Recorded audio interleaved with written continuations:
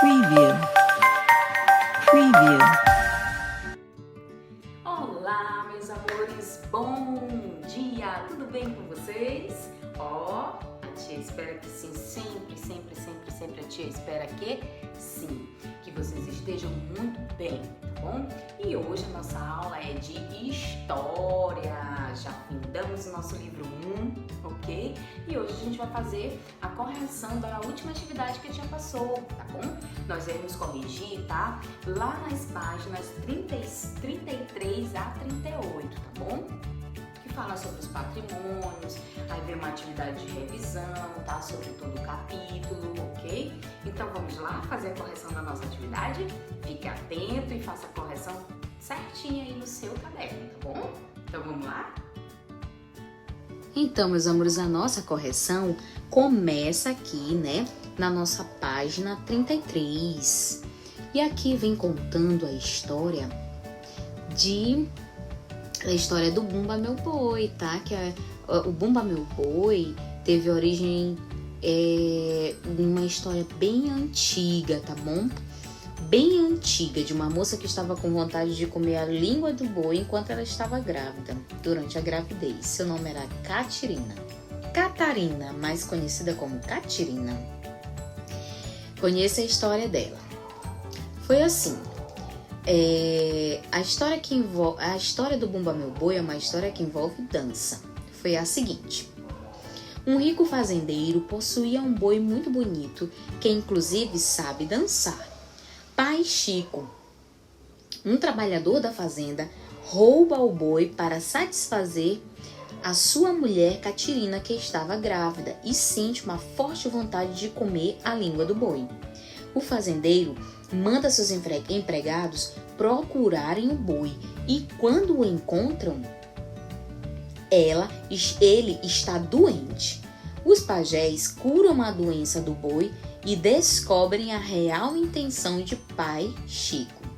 O fazendeiro o perdoa e celebra a saúde do boi com uma grande festa, uma grande festividade, tá? Então essa aí foi a história do Bumba Meu Boi. A história do Bumba Meu Boi é a história de Catirina, que queria muito, estava grávida e teve o desejo de comer a língua do boi. E aí tudo virou festa. Quem são os personagens dessa história? Né? Vem perguntando bem aí embaixo para você. Certeza você respondeu o quê? Acertou quem respondeu? O boi. Nós temos também na história o quê? O trabalhador da fazenda chamado Pai Chico. A mulher dele chamada quem? Catarina, mais conhecida como Catirina. O fazendeiro, né, que é o dono da fazenda. Os empregados do fazendeiro também é falado, né? E os pajés, né, que curaram o boi. Isso mesmo, tudo isso aí na primeira questão. Na segunda, o que acontece no fim da história? O que foi que aconteceu? Acertou. Quem disse o quê? Que após o boi ser curado pelos pajés, Pai Chico desiste de matar o boi e perdoa o fazendeiro, né? E aí o que o fazendeiro faz? Faz uma grande festa, né? Isso que se tornou o quê? Tradição. Muito bem. Primeira e segunda questão da página 33, tá bom? Aqui na página 34 nós temos a primeira questão sobre as cidades históricas brasileiras, né? Aí você vai marcar o que é certo, o que é errado você não marca. Então, a primeira diz que é uma característica das cidades históricas, é que nelas há construções muito antigas. Sim, com certeza, né? Da época em que elas foram construídas, sim, os casarões são antigos. Os sobrados coloniais são construções bastante recentes? São novos? Não, são antigos. Então, o primeiro quadradinho, o segundo não. Os sobrados coloniais são construções bastante antigas que servem como moradias das famílias mais ricas, serviam. Eles eram bem próximos uns dos outros e possuíam várias portas e janelas bem altas e alguns tinham sacadas. Sim, a gente consegue. Como é que a gente sabe? Até hoje, inclusive na nossa cidade, nós temos vários casarões que a gente consegue analisar. Tem muitas portas, muitas janelas, uma perto das outras, desse jeito. Então, o terceiro ponto também é para marcar. O segundo ponto, os sobrados coloniais eram as principais moradias da população mais pobre? Não, os sobrados não eram moradia das pessoas mais pobres naquele tempo. Então não marca. As cidades históricas são preservadas para que seus aspectos permaneçam como eram quando surgiram? Sim, servem para contar, né, histórias. Eles possuem monumentos, construções importantes como fonte, serve como fonte histórica. Então o último ponto também pode marcar, tá bom? Essas construções foram importantes, né, para os estudos, né, da sociedade do passado, para a gente saber como era antigamente, certo? A segunda questão pede para você escrever o nome de 3 patrimônios culturais imateriais. Só lembrando, patrimônios culturais imateriais são aqueles que que não se pode apalpar, tá? Não é matéria. Ele existe, mas não é matéria. Por exemplo, a dança, o estilo de dançar, né? Como o Bumba Meu Boi, que a gente acabou de ver, faz parte do patrimônio imaterial da nossa cidade, inclusive, né? Do nosso estado, inclusive. Por exemplo, jeito de se vestir, né?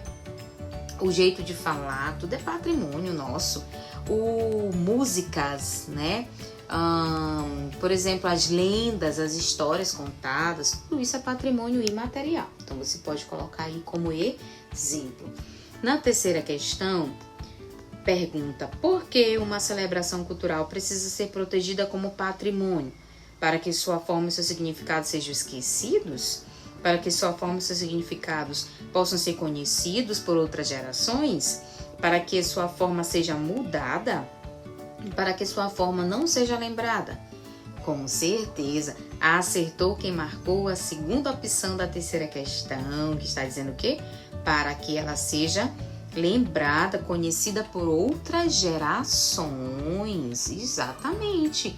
É por isso que uma celebração cultural é protegida como patrimônio histórico, para que seja lembrada por outras gerações.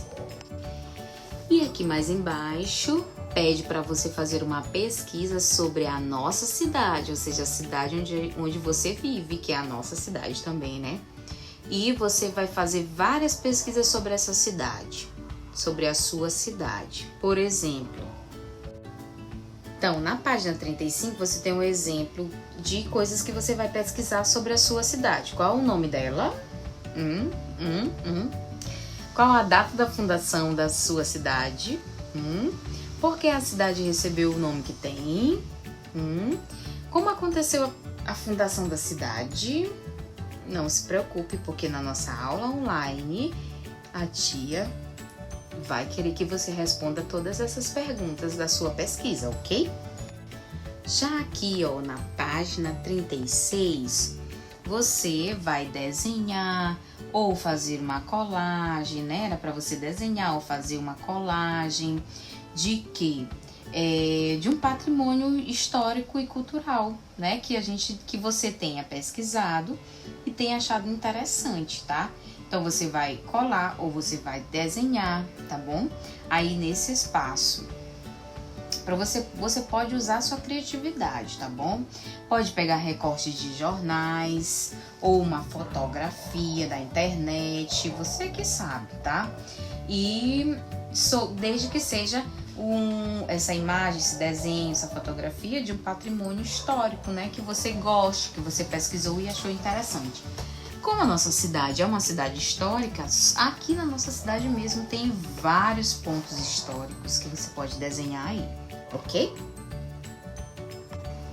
Como, por exemplo, nós temos o Palácio dos Leões, né, que é muito bonito, a Fonte do Ribeirão, a Igreja da Sé, né, a praça, A Praça Gonçalves Dias, que é aquela em cima lá da Maria Aragão, né? Também é muito bonita, tem uma igreja também. Então tem vários pontos que você pode desenhar aí, tá?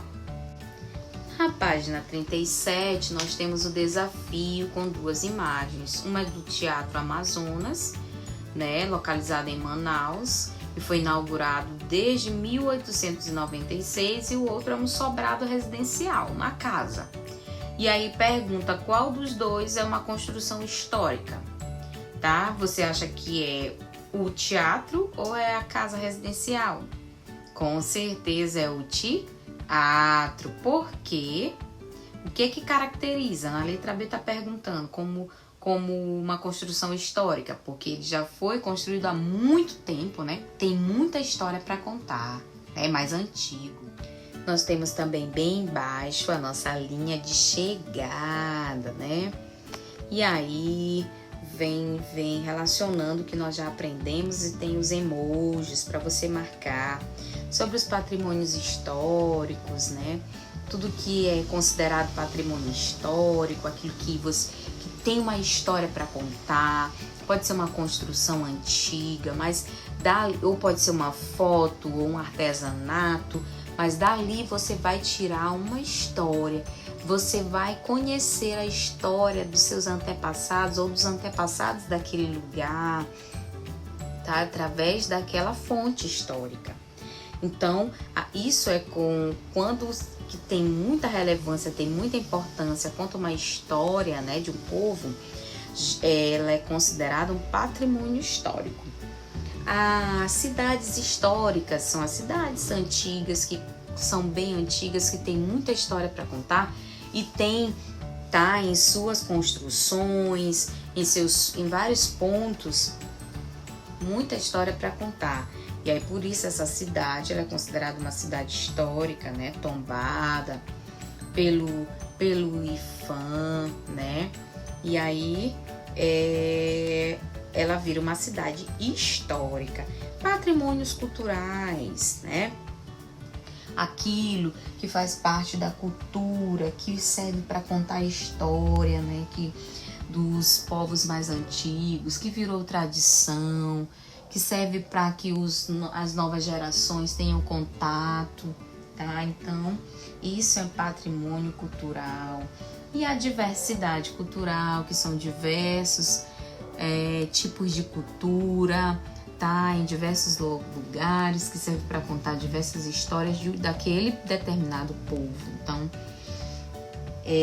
você pode marcar aí os emojizinhos, tá? Na nossa linha de chegada. E aí, por último, na nossa página 38, lembrando, né? É aquela atividade que a gente só completa. Eu aprendi que os lugares, assim como as pessoas, têm o que? Histórias, se transformam ao longo do tempo. Existem diferentes documentos que nos ajudam a conhecer a história dos lugares, como o que? Fotografias, relatos, construções. São lugares que guardam diferentes tipos de registros históricos, os museus, os arquivos, as bibliotecas, tudo exemplo que você pode colocar aí. Aprendi que patrimônio é um bem cultural que é protegido para não ser esquecido. Os patrimônios históricos devem ser preservados, pois estão ligados às memórias das pessoas que vivem naquele lugar. Existem 2 tipos de patrimônios culturais, aqueles que a gente pode apalpar, pegar, materiais, e aqueles que não têm uma representação de um objeto, mas eles também existem, como os imateriais. Então, patrimônios materiais e imateriais. Os patrimônios culturais materiais são o quê? Bens físicos, né? Coisas que existem, como objetos, construções, documentos escritos e outros. Já os patrimônios culturais imateriais se referem aos costumes, o modo de fazer, né? Como, por exemplo, as danças, as festas, as músicas, o teatro, a culinária, tudo pode ser colocado aí. Dentre muitas outras coisas. Também descobri que existe uma grande diversidade cultural, existe uma grande, tipos de cultura no Brasil. Conheci algumas expressões consideradas como patrimônio da humanidade, como, por exemplo, expressões como a capoeira, o jeito de ser, o jeito de dançar, de jogar, que mistura dança e luta, criada no Brasil pelos africanos. Eles lutavam capoeira para resistir à escravidão. Então, meus amores, essa foi a nossa atividade. Corrija direitinho, dê pausa no vídeo para você corrigir aquilo que porventura você não tenha acertado, tá bom? E um beijo e até a próxima aula. Tchau!